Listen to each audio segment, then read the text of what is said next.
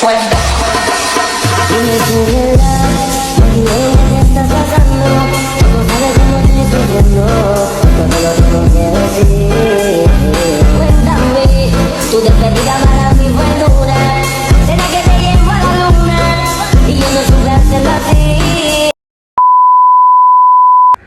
Assalamualaikum warahmatullahi wabarakatuh. Halo semuanya. Di sini teman saya akan menyampaikan tentang apa sih itu konstruktivisme dan bagaimana sih cara pengaplikasiannya.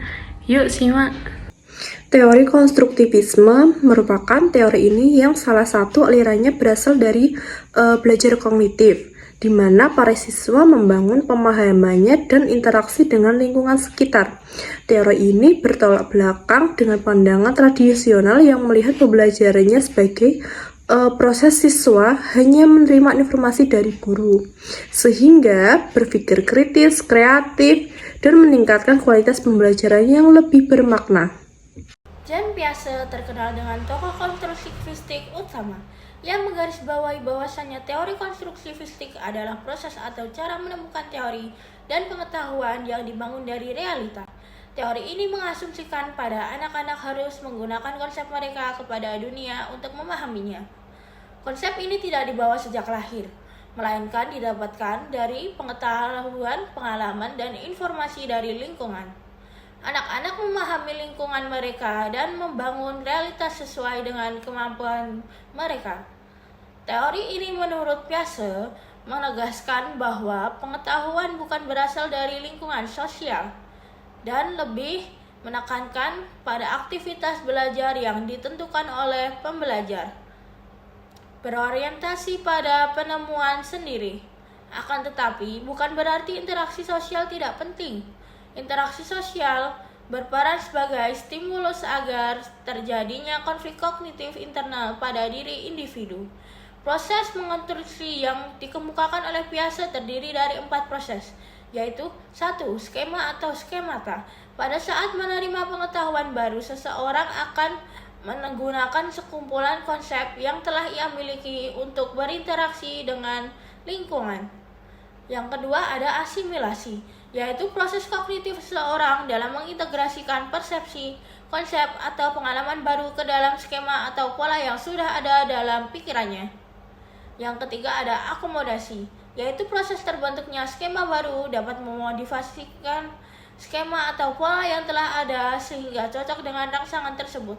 Yang keempat ada ekuilibrasi, yaitu proses mengintegrasikan pengalaman eksternal dengan struktur internal. Ekuilibrasi terjadi antara asimilasi dan akomodasi. John Dewey mengatakan bahwa belajar bergantung pada pengalaman dan minat bakat siswa sendiri, dan topik dalam kurikulum harus saling terintegrasi bukan terpisah, atau tidak mempunyai kaitan satu dengan yang lainnya. Proses tersebut harus bersifat aktif, secara terlibat dan berpusat pada siswa itu sendiri, dan bisa dikatakan SCL, Student Centered Learning, dalam konteks pengalaman sosial. Apa sih yang dimaksud proses belajar harus berfokus pada pengalaman dan minat bakat siswa itu sendiri? Nah, itu artinya proses belajar tidak hanya mengandalkan pengajaran yang dilakukan oleh guru, tetapi juga melibatkan keterlibatan aktif siswa dengan topik yang dipelajari. Siswa juga tidak hanya menjadi peran untuk menerima informasi saja, tetapi siswa juga harus aktif dalam mengolah dan menghubungkan informasi tersebut berdasarkan pengalaman pribadi mereka masing-masing. Selain itu, John Dewey mengatakan bahwa kurikulum harus bersifat terintegrasi. Itu artinya berbagai mata pelajaran atau topik dalam kurikulum itu harus saling berkaitan dan tidak terpisah-pisah. Dengan demikian, siswa dapat memahami konsep bagaimana pengetahuan yang mereka pelajari saling mendukung dan terkait dalam kehidupan sehari-hari mereka. Ada juga prinsip yang ditekankan oleh John Dewey, Tadi kan ada konsep SCL, Student Center Learning, di mana proses pembelajaran berpusat pada siswa. Pembelajaran tidak lagi hanya mengikuti alur yang ditentukan oleh guru, tetapi melibatkan siswa secara langsung dan memberikan mereka ruang untuk berpikir kritis, berkolaborasi, dan bereksperimen dalam konteks sosial.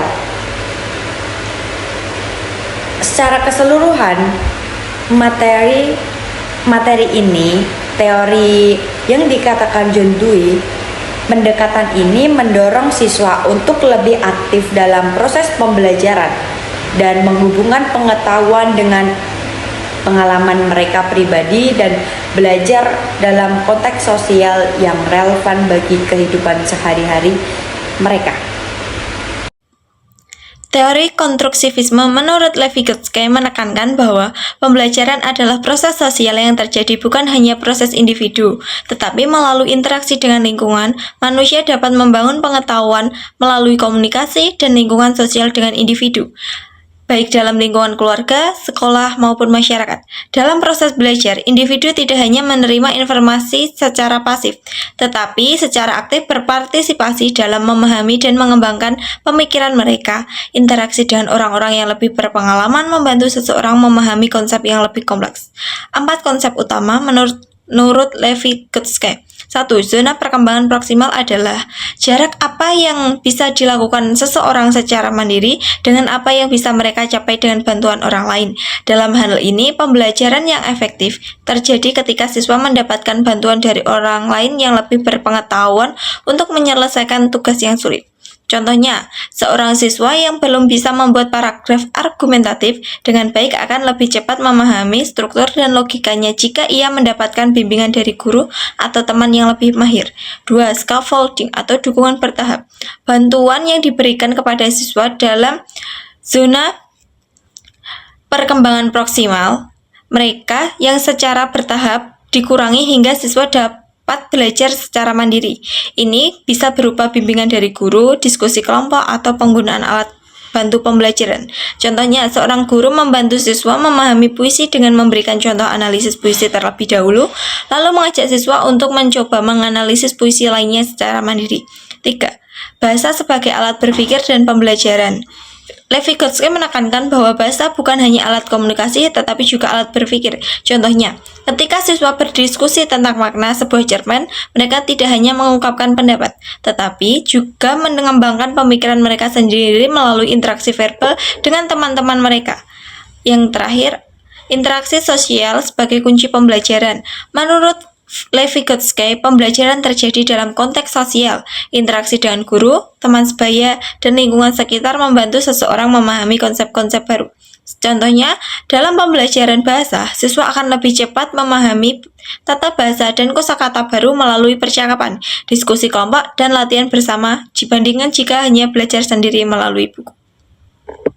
Selanjutnya adalah penerapan teori belajar konstruktivisme.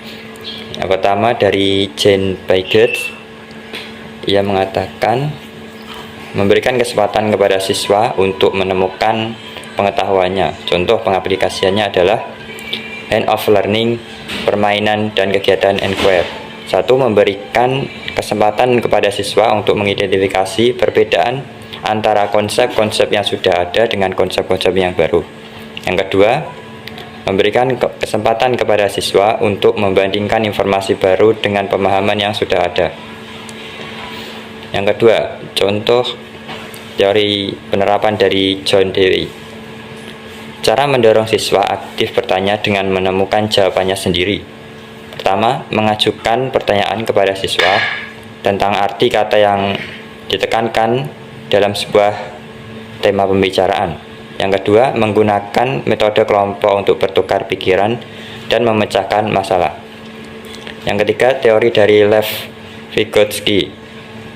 Penerapannya adalah proyek berbasis masalah, diskusi kelompok, dan simulasi. Yang pertama, siswa dapat membawa pengetahuannya melalui proses saling mempengaruhi antara pengalaman belajar terdahulu dengan pengalaman belajar terbaru. Yang kedua, siswa dapat belajar bahasa melalui interaksi sosial dengan orang dewasa dan teman sebaya yang lebih berpengetahuan. Mungkin cukup itu saja. Sekian dari kelompok kami. Bila ada salah kata mohon dimaafkan. Wassalamualaikum warahmatullahi wabarakatuh.